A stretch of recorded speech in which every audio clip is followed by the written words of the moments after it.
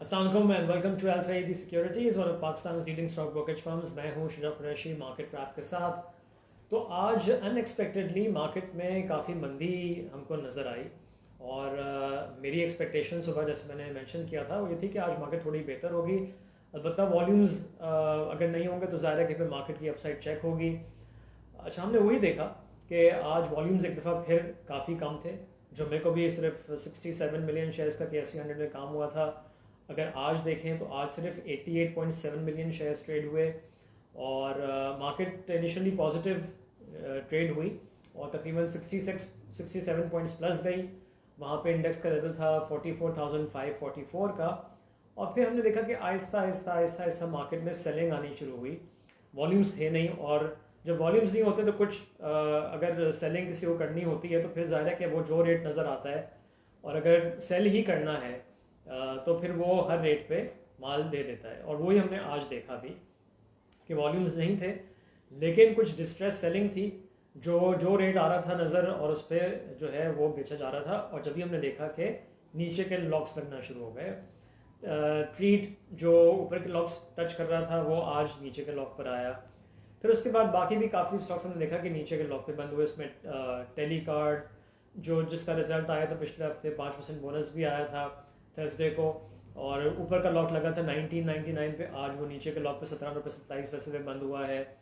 फिर हमने नेटसॉल में और फिर हमने तमाम टेक्नोलॉजी स्टॉक्स में नेटसॉल, AVN, TRG एक एक करके सभी नीचे आ गए और नीचे के लॉक्स हिट हुए हैं।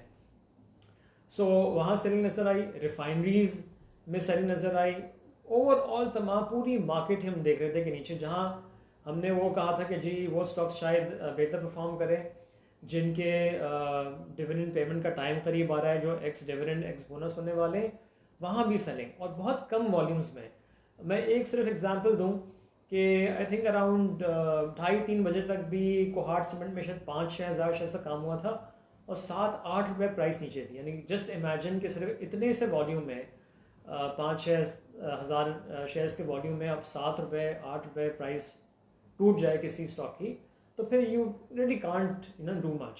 तो ये अनफॉर्चुनेटली हमारी मार्केट का एक बहुत सालों से मसला है और ये मसला भी हल नहीं हो रहा। जहाँ पाकिस्तान के दूसरे बड़े मसाइल हैं, ये हमारी मार्केट के भी जो बड़े मसाइल हैं जो हर दफ़ा सामने आ जाते हैं कि जी नंबर ऑफ जो इन्वेस्टर्स हैं जो डायरेक्टली इन्वेस्ट करते हैं स्टॉक मार्केट में बहुत कम नंबर है और जब ऐसी कोई सेलिंग या कोई ऐसी अनसर्टिनिटी वाली सिचुएशन होती है तो बिल्कुल हर कोई साइड लाइन हो जाता है और अगर किसी को बेचना होता है तो फिर जी नीचे के लॉक तक ही फिर बेचें तो माल बिकेगा, अदरवाइज़ नहीं बिकेगा। तो वही हमने आज देखा।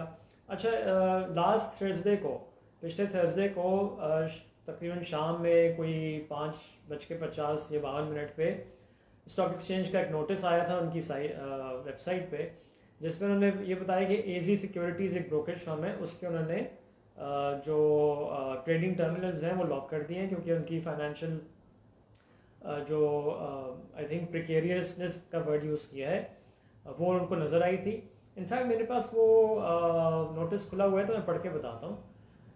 All market participants are hereby informed that due to the financial precariousness of Messrs. AZ Securities Limited, the net capital balance and liquid capital of AZ have fallen below the minimum specified threshold. Consequently, in compliance with the aforementioned clause, और ये ज़ाहिर stock exchange के rules में है, the trading terminals of AZ have been switched off with immediate effect until further notice. AZ shall only be allowed to close out its open positions in a controlled environment.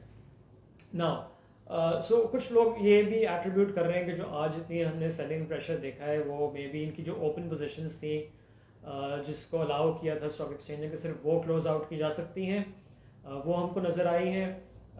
और चूँकि Friday को भी market नीचे ही थी, volumes नहीं थे, तो I guess उस दिन भी माल नहीं बिका।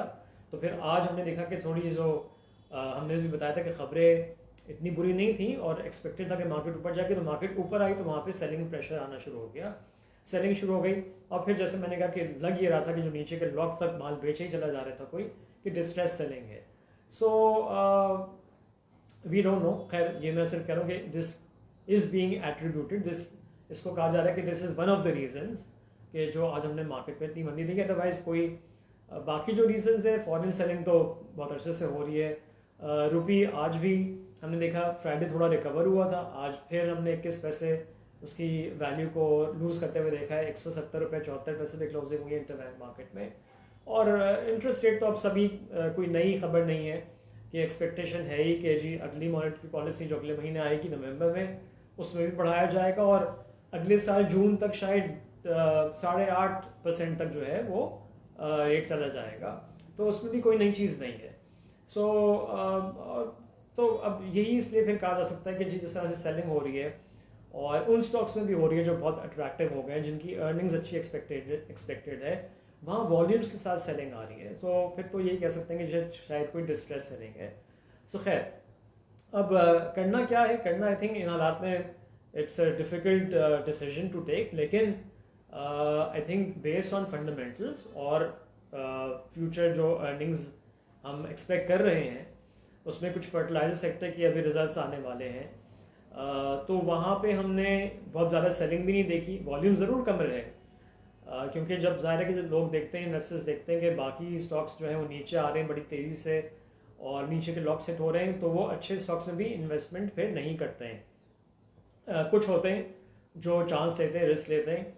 तो हमने कुछ स्टॉक्स में जिनके अभी रिजल्ट्स एक्सपेक्टेड हैं, एंग्रो पॉलीमर की मैं एक एग्जांपल दे दूं आपको कि उसमें बहुत ज़्यादा लॉसेस हमको नज़र नहीं आए। इनफैक्ट अगर मैं आपको यहाँ बता सकूँ, इफ़ आई कैन गेट, हाँ, सो एंग्रो पॉलीमर सिर्फ 69 पैसा नीचे बंद हुआ, 55 रुपीज़ 11 पैसा पे, और मुश्किल से 10 लाख शेयर ट्रेड हुए। 10 लाख 91,500 शेयर ट्रेड, 54.60 का लो था। और फिर हमने देखा कि 56.11 का शायद सुबह बना होगा, लेकिन 55 रुपये से फिर ऊपर काम हो रहा था, कोई 55.5 और 55.70 वगैरह के आसपास, बिल्कुल towards the last half an hour काम हो रहा था। और फिर ये ज़ाहिर है कि आखिरी आधे घंटे की एवरेज क्लोजिंग होती है। इसका रिज़ल्ट आने वाला है इस हफ्ते। ई-फर्ट का रिज़ल्ट है, वहाँ भी डिविडेंड एक्सपेक्टेशन भी है। सो आई थिंक फोकस अभी भी होना चाहिए, एक्यूमुलेशन करें। ये इस किस्म की जो मौके हैं मार्केट में आते हैं, तो आप जो है, अगर आपका होमवर्क पूरा है और आपकी एक्सपेक्टेशन है कि जी आगे अर्निंग्स एक्सपेक्टेड जो हैं वो अच्छी हैं, ग्रोथ नज़र आ रही है, तो एक्यूमुलेट नीचे किया जा सकते हैं ये जो लेवल्स नज़र आ रहे हैं। सो आई थिंक और फिर अब ये जो मार्केट का लेवल आ गया है 43,829 पे क्लोजिंग हुई है, लो बना था 43,718 का, तो 43,500 इज़ द नेक्स्ट सपोर्ट। और अब ऑन दी अपसाइड जो है, आई थिंक ये 45,000 का लेवल बड़ा क्रूशल हो जाएगा, 44,000 सॉरी, इसको क्रॉस करना है। आज मार्केट ने पहले ये तोड़ा, नीचे आई, फिर 2 दफ़ा ऊपर भी गई, लेकिन सेलिंग प्रेशर इतना था कि फिर वो सस्टेन नहीं किया लेवल और नीचे आ गया। तो 44,000 को क्रॉस करना है, पहला हर्डल तो होगा, और फिर ज़ाहिर है कि आगे फिर हम देखते हैं कि क्या ख़बरें आती हैं, और फिर आई थिंक लेवल्स काफ़ी अट्रैक्टिव नज़र आने शुरू हो गए हैं यहाँ पे। सो आई थिंक उसी स्ट्रैटेजी स्टिक करना चाहिए। एक्यूमुलेशन अभी भी बनती है, और अगर जहाँ पे, और वैसे सी आज ज़रा मुख्तलिफ इसलिए भी था कि यूजली जो हमने इस किस्म की सेलिंग देखी है, जो पिछले हफ्ते भी आई थी, ठीक है, वहाँ से लोज पे से जो है वो हमने एक रिबाउंड देखा था towards the end of the market, लेकिन आज वो नज़र नहीं आया। तो आज यानी कि इतना सेलिंग प्रेशर था, तो कोई ऐसी खबर नहीं थी, लेकिन सेलिंग प्रेशर ऐसा था कि आज रिबाउंड भी नहीं हुई, बल्कि आखिर तक सेलिंग ही आती रही। सो थोड़ा सा केयरफुल होकर काम करना है।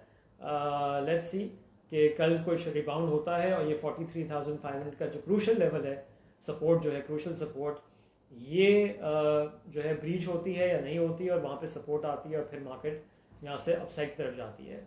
So will see in the कल मॉर्निंग तक भी कि क्या खबरें हैं, और फिर उसके हिसाब से भी स्ट्रैटेजी हम डिस्कस करेंगे। So have a nice evening, इंशाल्लाह कल मुलाकात होगी। टेक केयर, अल्लाह हाफिज़।